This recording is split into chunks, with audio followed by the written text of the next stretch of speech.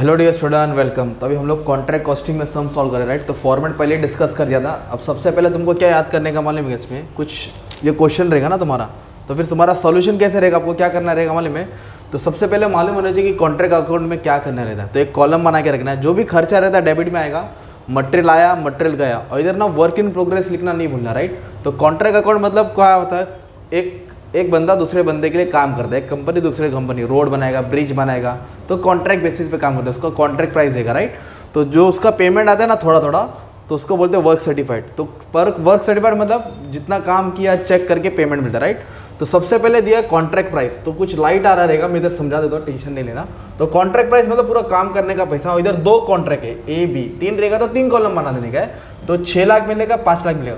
Contract price को हम लोग कॉन्ट्रैक्ट अकाउंट में नहीं लिखने का रहता है, वो वर्किंग नोट में आएगा। और कैश रिसीव को भी वर्किंग नोट में ही लिखा जाता है, कॉन्ट्रैक्ट अकाउंट में नहीं लिखने का है। तो एक काम करते हैं, 6 लाख 5 लाख तो वर्किंग नोट में डाल देता हूँ।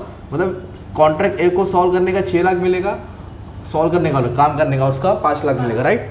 और ये कैश रिसीव है ना, उसको यहाँ लिखेंगे हम लोग, ठीक है। यहाँ इधर कुछ कंडीशन दिया 90% ऑन वर्क सर्टिफाइड, इसको लास्ट में डिस्कस करेंगे। एंड कैश रिसीव को भी कॉन्ट्रैक्ट अकाउंट में नहीं लिखा जाता है। एक एक चीज़ पढ़ेंगे, एक एक चीज़ समझेगा, पोस्टिंग भी ऐसे याद हो जाएगा, राइट। कुछ याद नहीं करना, बस देखना है, ठीक है।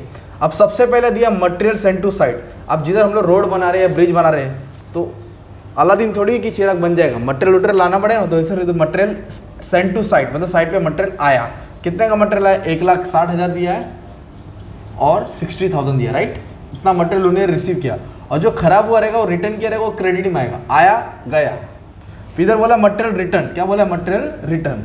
रिटर्न बोला तो किधर आ जाएगा, क्रेडिट में। कितना है, 4,000 2,000 4,000 2,000। मटेरियल आया मटेरियल गया, सिंपल बेसिक रूल। उसके बाद बोला closing stock at material site. इधर क्लोजिंग स्टॉक दिया मतलब माल बच गया है। तो जैसे मान लो 1000 गोनी लेके आया, काम कर रहे हैं, उसमें तो 950 गोनी से पूरा काम हो गया, तो 50 गोनी बच गया, अब वही रखा है। अगर तुम लोग नहीं लेके आएंगे कंपनी वाले, तो क्या करेगा, उधर के मोहल्ले वाले उठा के घर पे अपने लगा देंगे, तो मतलब वेस्टेज हो गया ना क्लोजिंग स्टॉक। तो क्लोजिंग स्टॉक मतलब रखा हुआ रहेगा, तो कहाँ डालने का, वो वर्क इन प्रोग्रेस में। तो वर्क इन प्रोग्रेस में ये नाम याद कर लो, work certified, work uncertified, material at site. तो कितना दिया क्लोजिंग स्टॉक मटेरियल साइट, 22,000 8,000। तो इधर लिखने का 22,000, इधर लिख दिया 8,000, ठीक है। फिर उसके बाद बोला है डायरेक्ट लेबर डायरेक्ट एक्सपेंस, ये तो खर्चा हो गया ना। तो ये खर्चा किधर आएगा, तुम्हारा डेबिट में आएगा। तो इधर दिया डायरेक्ट लेबर 1.5 लाख और 4,20,000, तो लिखेंगे 1.5 लाख 4,20,000। ये एक्सपेंडिचर होता है, एक्सपेंडिचर को डेबिट में डालेंगे, एक्सपेंसेस आर डेबिटेड, ठीक है। 42, हाँ 1 0 ज़्यादा लिख दिया, शाबाश। ऐसा गलत करेगा बोल देना। डायरेक्ट एक्सपेंस ये भी खर्चा होता है, तो ये भी किधर आएगा, डेबिट में आएगा। कितना दिया ना, 66,000 और 35,000, ठीक है। मेन तो मजा इधर आएगा जब नोशनल प्रॉफिट निकालेंगे कैलकुलेशन। तो पहले अपनों को पोस्टिंग से बेसिक से जाने का।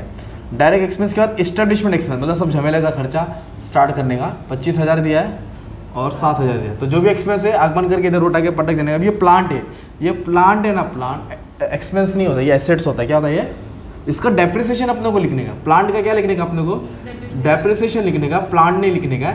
और डेप्रिसिएशन ऐसा इधर बोला भी है 25%, तो डेप्रिसिएशन बाद में लिखेंगे। प्लांट को वर्किंग नोट में ले लेते हैं, तो एक का 80,000 है प्लांट, एक का कितना हज़ार है, 80,000 है, ओके। और दूसरे का कितना दिया मालूम है क्या, दूसरे का कितना दिया, 72,000। तो उसको बाद में सॉल्व करेंगे आराम से, ठीक है। अभी नेक्स्ट क्या दिया मालूम है क्या, नेक्स्ट क्या दिया है, प्लांट हो गया, वर्क अनसर्टिफाइड वर्क सर्टिफाइड। तो पहले वर्क सर्टिफाइड लिखने का। वर्क सर्टिफाइड का मतलब होता है कि काम चेक हो गया, उसका सर्टिफिकेट मिल गया, इतना पेमेंट रिसीव हो गया, राइट, काम का। कॉन्ट्रैक्ट प्राइस में का थोड़ा हिस्सा मिल गया, ओके, 1,35,000। तो ये क्रेडिट में आएगा, किधर हेडिंग में डालने का, वर्क इन प्रोग्रेस में। फिर वर्क अनसर्टिफाइड, काम हुआ है पर चेक नहीं हुआ, राइट, 23 और 10, तो इधर लिखेंगे 23,000 और 10,000। और ये जो वर्क सर्टिफाइड है उसको वर्किंग नोट में भी लिखना है, याद रखना, वर्किंग नोट में भी लिखना जरूरी है, क्योंकि अपना कैलकुलेशन ईजी हो जाएगा। इधर लिख दो वर्क सर्टिफाइड 4,20,000 है, इधर है 1,35,000, तो ये भी लिख दिया इधर, ठीक है। वर्किंग नोट में भी जाने का है। आर्किटेक्ट फीस है ना, जो भी आएगा डिज़ाइन बनाएगा, फ्री में थोड़ी काम करेगा, चाय पिला के थोड़ी काम आएगा, उसको तो पेमेंट करना पड़ेगा ना। तो 2,000 1,000 उसका खर्चा है, तो ये भी खर्चा 2,000 है और 1,000, ये एक्सपेंडिचर आ गया, राइट। फिर इसको क्लोज करने से पहले देखने का एडजस्टमेंट है कि नहीं, फिर एडजस्टमेंट सॉल्व करेंगे, फिर इसको टैली करेंगे, फिर कैलकुलेशन पे जाने का रहता है, ओके, ऐसा करते हैं। अब इधर क्या दिया मालूम है, सबसे पहले during the year material costing 9,000, कितने का मटेरियल था, 9,000, हैव बीन ट्रांसफर किया किधर, contract A to contract B, मतलब ए से किधर गया, कॉन्ट्रैक्ट बी में। तो फिर इधर किसको मिल रहा है मटेरियल, कॉन्ट्रैक्ट ए दे रहा है और मिल रहा है किसको है, बी को। तो जिसको मिलेगा डेबिट में और जो देगा वो क्रेडिट में। तो इधर लिखने का टू मटेरियल ट्रांसफर, क्या लिखेंगे, टू मटेरियल ट्रांसफर। आप लोग पूरा फुल फॉर्म लिख देना, ठीक है। अपने पास जगह का शॉर्टेज है तो आप समझ गए, मटेरियल ट्रांसफर लिख देने का। तो transfer from A to B, मतलब ए ने दिया बी को तो बी को मिला, तो बी को डेबिट में लिखेंगे, और किसने दिया, ए ने, तो ए को क्रेडिट में लिखेंगे। कितने का मटेरियल था, 9000, तो इधर आएगा 9000 मटेरियल, इधर भी लिखेंगे 9000। बी को मिला, ए ने दिया बी को मिला, ऐसा। फिर डेप्रिसिएशन निकालने का किस पे, प्लांट पे। कितना परसेंट बोला है, 25% बोला है। तो प्लांट का हम लोग ने इधर वैल्यू लिखा है, एक का 80,000 है, एक का 72, राइट। 80 किसका है, ए का है, और इधर बी का है। तो 25% है, चलो ठीक है 25 लिख देते। इधर भी लिख दिया 25/100, इधर भी लिख दिया 25/100। बट हमने सम सॉल्व करते हुए एक चीज़ मिस किया, ये कॉन्ट्रैक्ट कभी चालू हुआ, जुलाई में, और ये कभी चालू हुआ, दिसंबर में। क्योंकि जब भी डेप्रिसिएशन निकालेंगे तो अपने को मंथ देखना पड़ेगा, राइट। तो जुलाई, तो जुलाई मतलब जुलाई से मार्च काउंट करो, क्योंकि ईयर एंड मार्च में हो रहा है। ओके, ईयर एंड कहाँ हो रहा है, मैंने इधर लिखा नहीं है, पर एज्यूम करो ईयर एंड कभी हो रहा है तुम्हारा, मार्च में हो रहा है। कभी हो रहा है, मार्च में, ईयर एंड हो रहा है मार्च में, ठीक है। तो जुलाई से लेके मार्च काउंट करेंगे तो 9 महीना आएगा, और दिसंबर, जैन फेब मार्च, तो 4 महीना आएगा। तो इधर 9 महीने का डेप्रिसिएशन आएगा, मतलब 9/12, और इधर कितना महीने का आएगा, 4/12। दिसंबर भी काउंट करेंगे ना, क्योंकि 1 दिसंबर है ना। तो अब इसको भी आप लोग सॉल्व करेंगे ना, तो इसका डेप्रिसिएशन आएगा 15,000। कितना आएगा इसका, तो 15 किसका आया, कॉन्ट्रैक्ट ए का आया। किसका आया, कॉन्ट्रैक्ट ए का। फिर 72,000 में 25% निकालेंगे, ओके, 24,000, फिर इसका आधा कर देंगे, तो इसका डेप्रिसिएशन तुम्हारा सॉल्व करके मान लो 6,000 आएगा। कितना आएगा, 6,000। ये किसका डेप्रिसिएशन हो गया मालूम है तुम्हारा, कॉन्ट्रैक्ट बी का। तो डेप्रिसिएशन का इफेक्ट इधर डाल दो ना तुम, टू डेप्रिसिएशन ऑन प्लांट, क्या लिखेंगे, तो कॉन्ट्रैक्ट एक पे कितना है डेप्रिसिएशन, 15,000, इधर 15,000 लिखेंगे, और इधर कितना लिखेंगे, 6,000। तो अपने को प्लांट का वैल्यू नहीं लिखना, उसका डेप्रिसिएशन लिखना है। अगर प्लांट का वैल्यू इधर 80,000 लिखेंगे ना, फिर इधर भी प्लांट लिखना पड़ेगा, तो 80 में से 15 माइनस करके लिखना पड़ेगा। तो इससे ज़्यादा डेप्रिसिएशन लिख दो, चॉइस तुम्हारा है, ठीक है।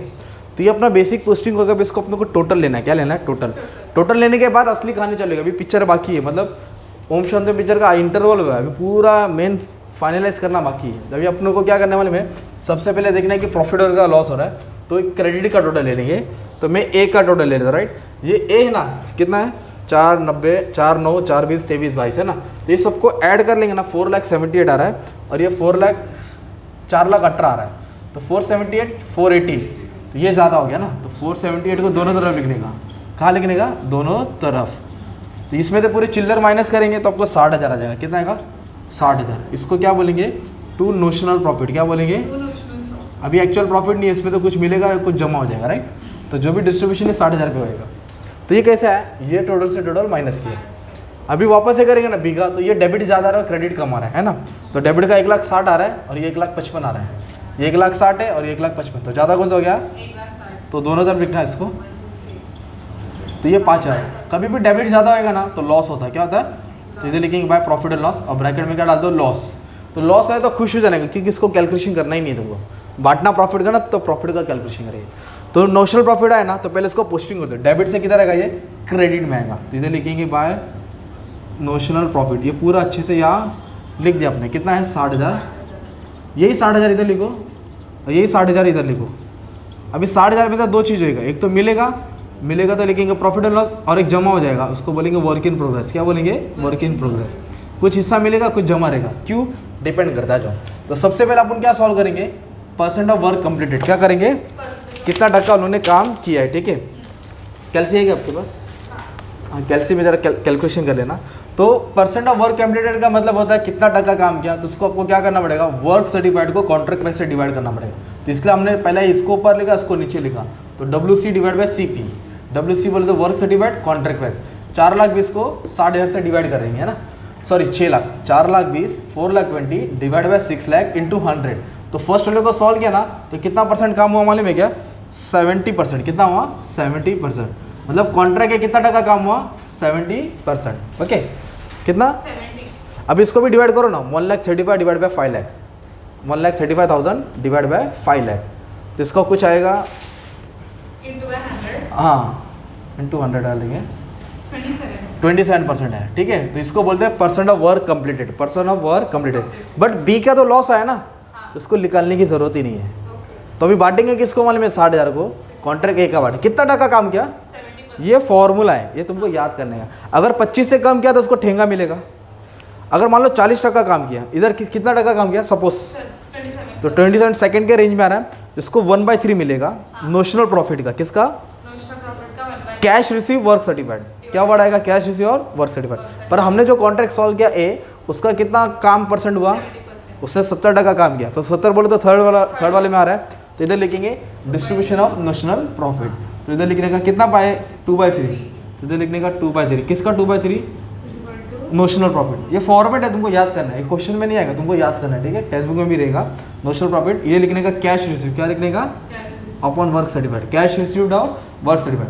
चलो 2/3 तो लिख दिया मैंने। अरे ये दूल्हे के ऊपर तो लड़ाई चल रही है ना, 60,000, तो इधर 60,000 लिख दिया था, है ना? ये क्या? वर्क सर्टिफाइड है ना, क्योंकि एक का सवाल करे 4,20,000। और जो कैश रिसीव है ना, कैश रिसीव क्वेश्चन में से दिया रहता है, 2 लाख 3 लाख अमाउंट दिया रहता है, या अमाउंट रिसीव करके दिया रहता है, वो वाला अमाउंट हमको यहाँ लिखना पड़ता है, ठीक है? बट हमारे वाले क्वेश्चन में क्या बोला है? Cash receive of 90% of work certified.